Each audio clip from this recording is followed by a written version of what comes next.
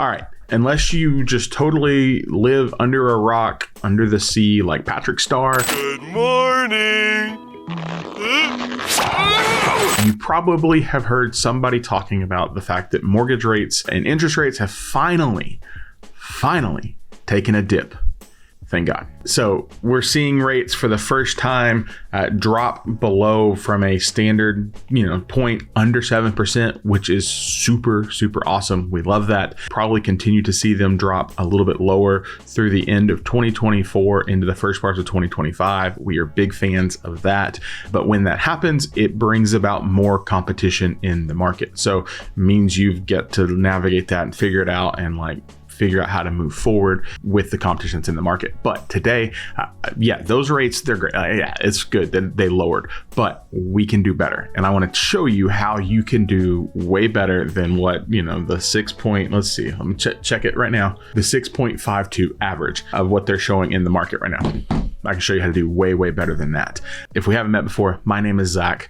My team and I, we sell new construction real estate here in DFW. So that's what we're going to talk about today is how to use builders' money and builder incentives to get a rate even lower than that. I've got my iPad. I want to show you some notes and do the math for you and just kind of make this work. So my name is Zach. We sell new construction real estate here in DFW. If you have questions or you're thinking about building a new home or you're thinking about, buying off a builder's inventory, we would love to help. I'd love to navigate that process with you, whether you're here or whether you're trying to get here.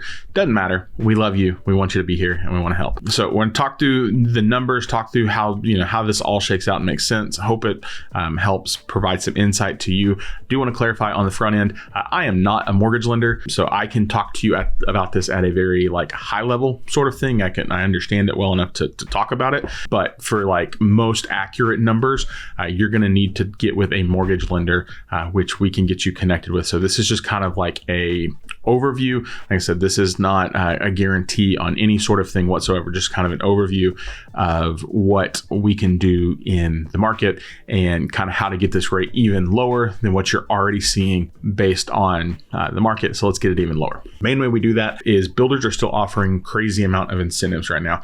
Looking at my email, I've got 3 emails back to back to back. One of them says up to $45,000 in closing cost. One of them says permanent rate buy downs in the 5s, and the next one says up to $25,000 in closing cost. So as of right now, builders are still putting out money to help offset what we still see as relatively high rates and offset closing costs because they want to move inventory. Now, when rates continue to come down, these builders will most likely pull back on their incentive monies. And when they do that, that's not good for you, because what happens is as the rate comes down, more people flood the market to come back in and start buying. So, and then you couple that on top of the fact that here in DFW, we have a massive influx of people. So you have people that are already here that are waiting to buy, and then you have people coming here that are trying to buy. And so that, runs competition. And then, rates come down, competition goes up, prices go up, incentives come down. It's all cyclical, right? So here's what I tell you, we don't want to wait on that. We want to capitalize on what's out there right now, and there's ways to do that.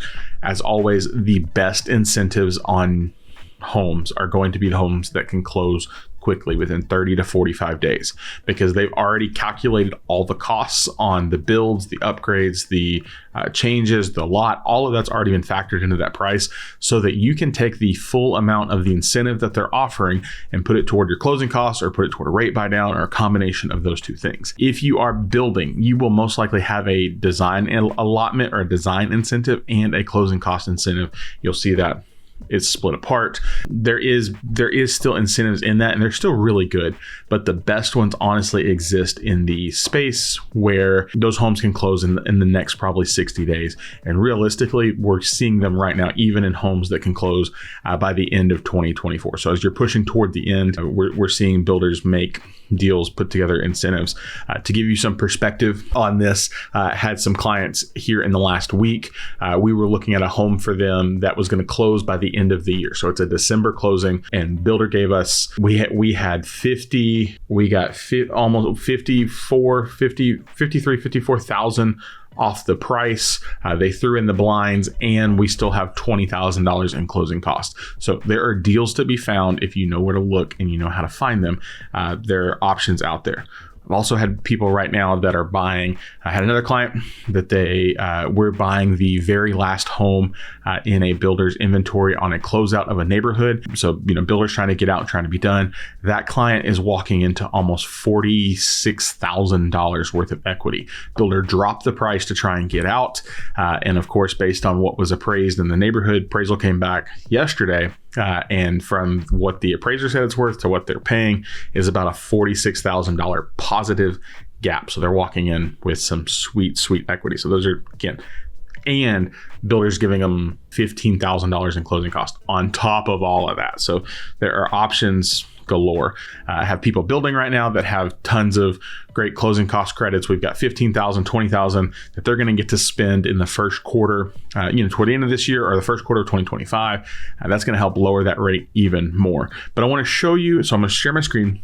I want to kind of show you the math on how this works out and then talk about, hey, what can we use incentives for? What can we not use them for? How much can we get? And how much of a difference does this actually make? Okay, so I have my handy dandy calculator up here. And let's just say we're buying a home at $400,000. We're going to take a conventional loan. We're going to put 5% down and our rate, let me change it so 6.52 is the average on what we saw today for the market. Again, like I said before, my disclaimer, not a mortgage lender. I can just kind of talk you through the high level of what the math kind of looks like. Hazard insurance, on average, we're seeing people spend, I'll tell you what I'm spending on average. So we're spending $2,100 a year or $175 a month on our homeowners insurance. I don't know if that's average or not. I'm just going off what I'm paying. And then tax rate, somewhere between 2.1 to 2.7, depending on the neighborhood, depending on the mud or the PID. We are finding rates a little bit lower in some places, depending on, again, how they've structured those taxes, but on average we're at 2.4%. So there's what the numbers look like monthly. So we're looking at on the right hand side, you've got monthly payment of roughly, again, rough math, $3,588, which makes your principal and interest $2,406. Taxes, it's figuring at about $800 a month. That number will fluctuate based on how the appraised value of the assessed value of your home, not appraisal, what the county assesses the value of your home, that's going to fluctuate your taxes. It's also going to fluctuate on your insurance depending on who you go with, State Farm, Safeco, USAA, whoever, like that's going to measure out a little bit. And then you'll see on the bottom, you've got that bring to close at $33,000. So this is not calculating for any builder incentives whatsoever on that. So let's just go in and let's say we add a builder incentive and we add that at $15,000. Okay. So we're now down to $18,000. What I didn't do on this particular example is I did not buy any discount points on the rate. So let's talk about that for a second. So builder closing cost. Pin. So builder. Okay. Forgive my handwriting. I'm going to try and do it as nice as I can, but my wife, the school teacher, has better handwriting. She's not available, so you get me. Okay. So builder closing cost. Let's say they give you $15K. And so the question is, what can we use that money toward? This money here can be used for, basically closing costs. So title policy, lender, document fees, attorney fees, recording fees, anything. And then discount points. Appraisal, anything that is associated with that transaction, with the exception of it cannot be used for down payment. You cannot do that. So closing costs from the builder can be used, like I said, it can be used for title policy, lender fees, document fees. Those range somewhere in the 1 to 2%, give or take, ballpark, right? So they can be used for all of this. You cannot say, I want the $15,000 to go toward my down payment. That is a federal guideline. That's not like a lender to lender guideline. That is a federal guideline. You have to have your down payment. Now you can take you can come in and say, hey, we want to do a DPA, down payment assistance. There are various programs that are available here in Texas. TSHAC is Shack is the best resource for that. Here's what I will tell you on that. The trade-off is if I do a down payment assistance, typically that means there's a higher interest rate on that. Most of the time those are set up as grants or forgivable second liens, which means you can't refinance out of those deals for somewhere between 3 and 5 years. Just depends on the program. And it also means a little bit higher, most of the time, interest rates. So you got to look at it and see if it makes sense, but you can do a DPA. However, builder concessions cannot be used toward your down payment. So you still have to have a down payment available for you to do the loan. Now, Zach, the question is, how much do we need down payment? I'm going to tell you. FHA, government-backed loan, minimum 3.5% down of whatever the purchase price is. Conventional, most of the time, 5% minimum down payment. Biggest difference in these two loans is how the mortgage insurance is calculated. So the mortgage insurance is basically the insurance policy that the bank takes out on you to make sure that you don't default. And if you do default, they have an insurance policy to help cover their backsides and collect on the asset. Biggest difference here is how you get out of that insurance policy, or how do you get out of that mortgage insurance. On a conventional loan, most of the time, once your value reaches a certain number, you can reach for an appraisal, get the home appraised, and remove the mortgage insurance. That would be talk to the lender on that one. On the FHA side, the only way to get out of that mortgage insurance is to refinance out of an FHA loan. So that's what you need to know. And then if you qualify for a VA loan, you can do that most of the time, 0% down. There's other stipulations that have to run through VA. Like I said, this is kind of a high level overview. If you need to talk to a lender or you have questions, I can get you connected with somebody. I just want to give you kind of a high level overview of what that's going to look like. So FHA, VA, conventional, 3.5% down. So back to our scenario over here, the 5% down payment on a $400,000 house is going to be $20,000. So you would have your down payment at 5%, and then of course your closing costs and things like that. So then the next question becomes, well, how much can I get? And is there a limit on how much the builder can give me in terms of not my down payment, in terms of my contributions toward my closing costs, my discount points, my rate points? The answer is yes. There is a maximum allowable limit. So on let's do FHA. On FHA, the maximum equals 6% purchase price. So if you look at your house and you're like, hey, we're buying a $400,000 home. So the maximum that a builder could give you would be 6% on an FHA loan for you to use toward closing costs, rate buy downs. Again, just not down payment. The maximum on a conventional loan is a little bit different because of how they factor it. Why it's different? I don't know. I wish I did. It's got to do with Fannie and Freddie and all those things. And if you want to read through them, government regulations, you're welcome to do so. It's kind of boring. Okay, so if you're putting down less than 10% down, you can have 3% contribution. So less than 10% gets you a 3% contribution. 10% to 25%, you can have a 6% contribution. And 25% or greater than equals 9% seller contribution. So if you're looking at it from the perspective of, hey, we're going to do a conventional loan and we're going to put 5% down, the maximum allowable seller contribution that can be shown on the lending side is 3%. So at a $400,000 purchase price, 3% of that is, so we'll say 3% equals $12K. And so then it's like, well, Zach, they're giving it says up to $15K. So what do we do with the other 3? Well, if you're not putting the 10% down, you would then take the other 3 and run it back toward the price reduction, right? So the maximum allowable that the lender will let you show in interested party contributions is 3% at less than 10% down, 6% between 10 and 25, 9% on 25% or more. If you go FHA, you can put a maximum of a 6% seller contribution. And then if we do VA, so this is the one that gets interesting because VA, it says they can do 4% of sales price plus reasonable and customary costs. which means you technically have a little bit more wiggle room. You have a lot of flexibility right here on a VA. If you qualify for it, it's a 4% plus reasonable and customary costs, which would be, things, for example, a buyer's core closing costs, loan origination, 2%, yada, yada, yada. The seller, they could prepay taxes, they could prepay insurance, they could prepay your funding fee. So there's a lot more flexibility here. If you qualify to use a VA, you have flexibility. Again, we would talk with the lender and say, hey, what can we do to make sense? Now let's get into the fun math. Let's take our same scenario and let's just start playing with numbers, right? Because I think numbers are... So here's what I want to change first. So let's say builder says, oh, you've got $15,000. How do we want to use it, Zach? Well, let's not change anything on the side except let's take 15 off the price. So we'll go, again, 3588, rough math, 6.52, nothing else is going to change. So 400 minus 15, what is that? 385, 3 zeros.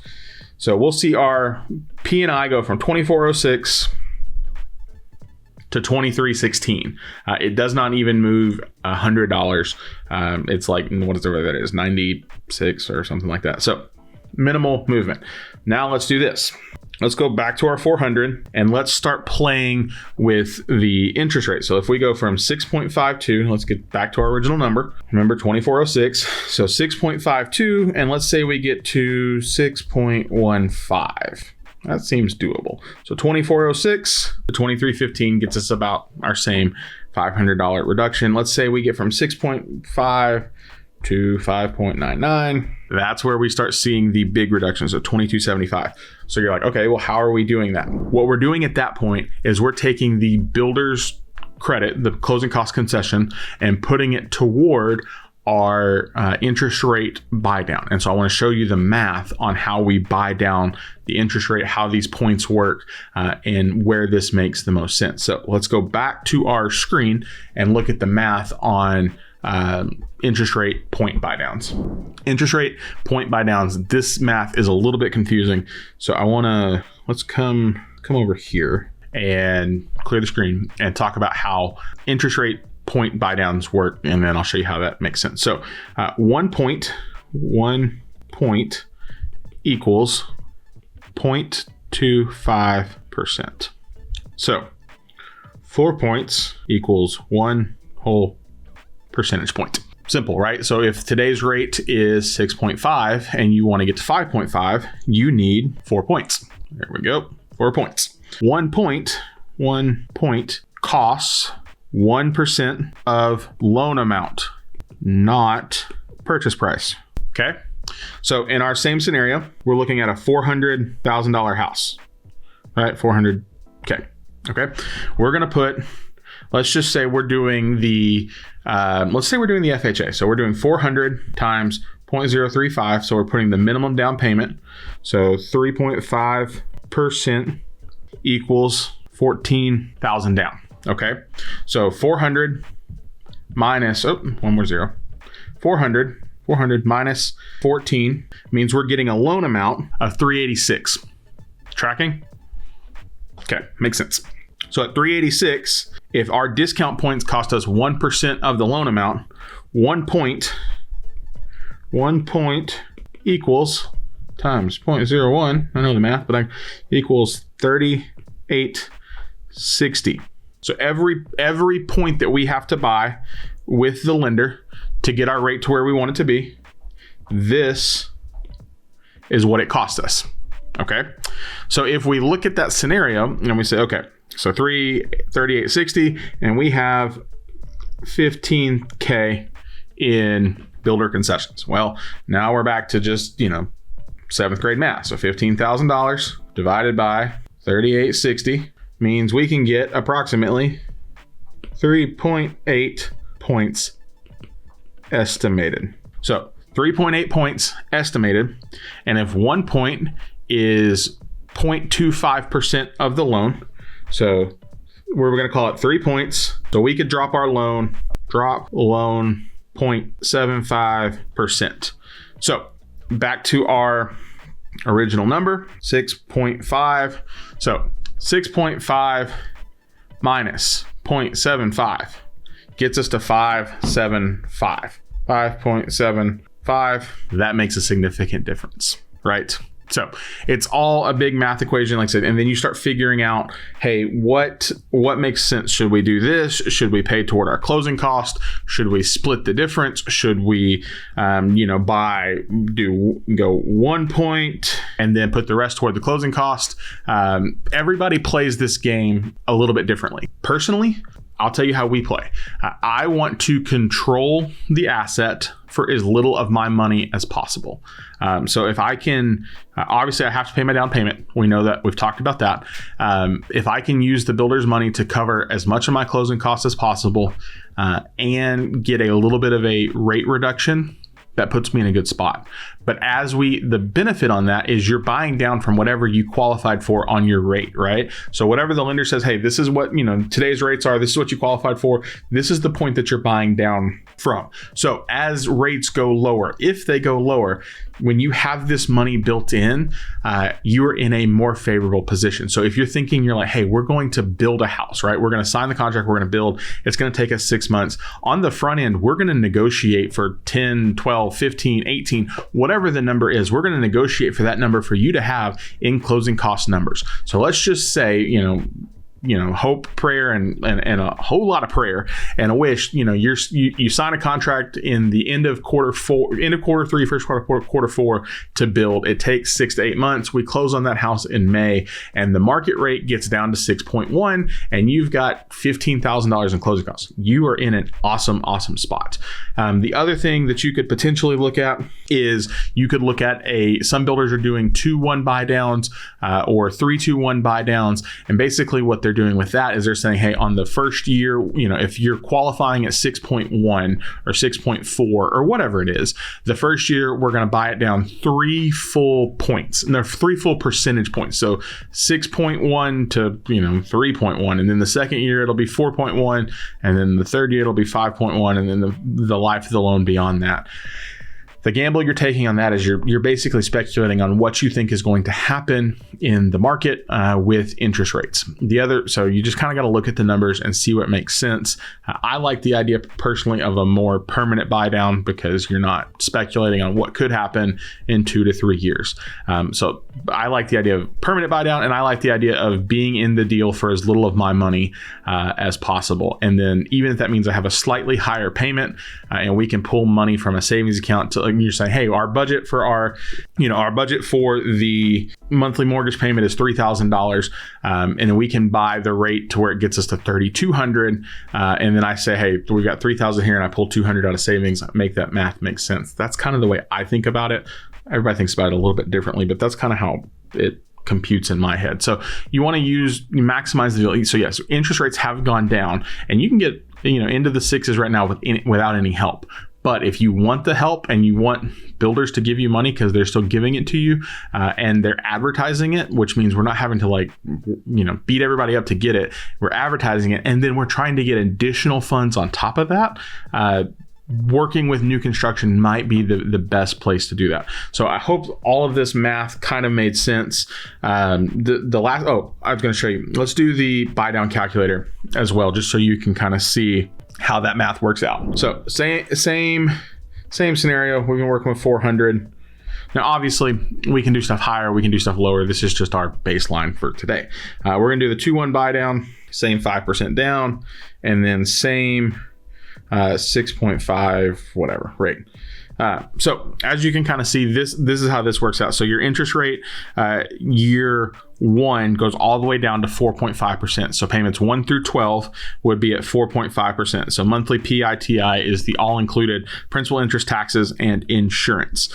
So you can see year 1, you would have a monthly savings of $474. Year 2, that loan would jump back up to 5.5% with a monthly savings of $244. And then year 3, you would get back to that qualifying rate. So what this does is instead of the builder paying for the rate and buying it down permanently, what they do is they basically take so the seller contribution, the cost on this is $8648.64. So this money then basically sits in a savings account, and it kind of does what I was talking about earlier, where it says, hey, you pay the payment, and then part of it comes from here, and they pull every month to put it together to give it to where it looks like you have this rate. And so that's a 2-1 buy down. Same thing on a 3-2-1 buy down. You just add an additional year. And so on that one, you would see, hey, you're going from, gotta get back to our baseline so that we're all's fair. Year one, you would be at 3.5 for yearly saving or monthly savings, 659, and then 451, 231. This would cost $16,000 on the seller side. There's ways to navigate this. Like I said, some builders are advertising that they're doing these permanent buy downs or temporary buy downs. Some of them are advertising flex cash. It just depends on the builder. It depends on the community. It depends on the season. Depends on what we're looking at, whether it's a build or it's an inventory, because that changes the incentives we get. That changes how they spend their dollars. So you can see that there. Or if we do it like a permanent buy down, same thing, 400. This is kind of the math we were doing. Down payment 5%, 6.5. They're buying you 4 discount points. So 4 discount points would cost $15,200, and so that got us from our 6.5 to our 5.5, and you can see that that's a monthly savings of $244 a month if they choose to do it that way. But you would come to the table with the rest of your closing cost. So detailed closing costs, something like this to kind of show you. You're going to prepay your insurance. You're going to prepay your taxes. You've got title policies, escrow fees, endorsement fees, and then lending, underwriting, survey, appraisal, credit report, all of those things. So it's kind of a dance a little bit to look at and be like, hey, how do we best use the money? So much of that is situational dependent. We can talk in detail about that. We can connect with the lender and talk about, hey, this is the best way to use that money. I just wanted to kind of give you some perspective on like, hey, here's what's going on in the market. It was a really long video. Sorry for all of my chicken scratch, but that's kind of just want to get those thoughts in front of you. If you have questions or you want to talk through this personally and say, hey, what does this actually look like in our scenario? Again, I can give you a very broad level. I'm not a mortgage lender. I just understand enough of this and understand the new construction space really well to say, hey, builders are giving us this kind of money to play with. Let's use it and make it make sense for you guys. That's ultimately the goal. So hope this was incredibly helpful for you. If you have questions, you can drop them down below, or if you need help, buying or building with a builder here in DFW, a team would love to help. I would love to help. Contact information is at the bottom of the video. And we would love to answer any questions and be a resource to you any way we know how. So appreciate your time, guys. Thanks for hanging out. I will see y'all in our next video. So bye for now.